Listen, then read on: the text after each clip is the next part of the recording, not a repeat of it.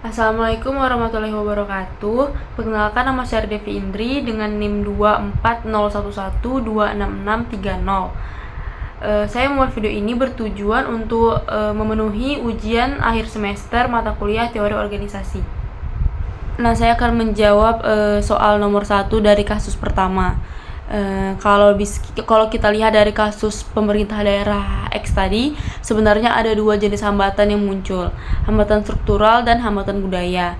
Yang pertama, dari sisi struktural, hambatan yang terlihat adalah pegawai harus menyesuaikan diri dengan SOP yang lebih ketat, sehingga mereka merasa ruang geraknya berkurang. Lalu banyak pegawai yang mungkin belum punya kemampuan digital yang cukup, jadi merasa kesulitan dengan sistem baru. Selain itu, sistem online ini juga bisa mengurangi ruang diskusi mereka. Biasanya mereka bisa lebih fleksibel, tetapi sekarang semua tercatat secara otomatis. Tidak menutup kemungkinan infrastrukturnya juga belum siap sepenuhnya, sehingga sistem terasa lebih merepotkan. Kedua, dari sisi budaya, hambatannya adalah pegawai sudah terbiasa dengan cara kerja lama yang manual dan fleksibel, jadi perubahan dianggap mengganggu kenyamanan. Ada budaya informal dan dalam birokrasi yang mungkin sedikit terganggu oleh sistem digital yang transparan. Ada juga rasa takut terhadap perubahan, takut salah, dan takut tidak bisa mengikuti perkembangan. Dan terakhir, mindset inovasi memang belum kuat di birokrasi sehingga perubahan yang dianggap beban. Nah, jadi untuk membuat reformasi birokrasi ini berjalan efektif, menurut saya ada beberapa langkah yang bisa dilakukan. Pertama, perlu dilakukan sosialisasi dan edukasi supaya pegawai paham manfaat sistem baru, bukan hanya untuk publik tapi juga untuk memudahkan kerja mereka ke depan. Kedua, harus ada pelatihan dan pendampingan teknis yang serius karena tidak semua pegawai punya kemampuan digital yang sama. Ketiga, pegawai harus dilibatkan dalam proses perubahan supaya mereka merasa memiliki sistem itu. Kalau mereka dilibatkan, resistensi pasti berkurang. Nah, yang keempat, pemerintah perlu memastikan infrastruktur dan fasilitas IT benar-benar siap supaya sistem tidak merepotkan. Yang kelima, bisa diberikan reward atau insentif bagi unit yang cepat beradaptasi.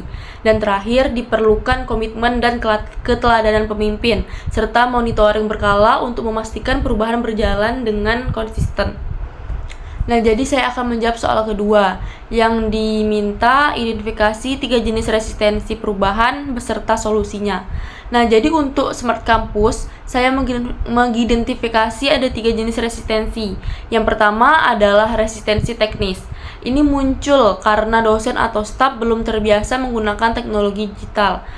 Solusinya adalah pelatihan, workshop, pendampingan, dan penyediaan help desk supaya siapapun bisa bertanya ketika mengalami kesulitan. Kedua, ada resistensi psikologis atau individu. Biasanya karena takut tidak kompeten, takut salah, atau merasa teknologi terlalu rumit. Untuk mengatasi ini, kampus perlu mengkomunikasi yang baik, memberikan jaminan bahwa perubahan ini bukan untuk menghilangkan peran siapapun, dan menyediakan dukungan seperti mentor atau kelompok belajar. Nah, ketiga ada resistensi organisasi atau struktural. Fakultas sudah nyaman dengan cara lama, SOP-nya sudah mapan.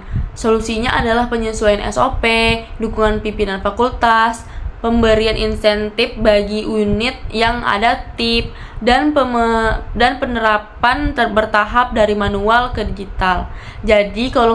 Jadi kalau ketiga bentuk resistensi ini bisa dikelola dengan baik, transformasi menuju Smart Campus akan lebih cepat tercapai. Nah, jadi sekian jawaban ujian akhir semester dari saya. Saya akhiri. Wassalamualaikum warahmatullahi wabarakatuh.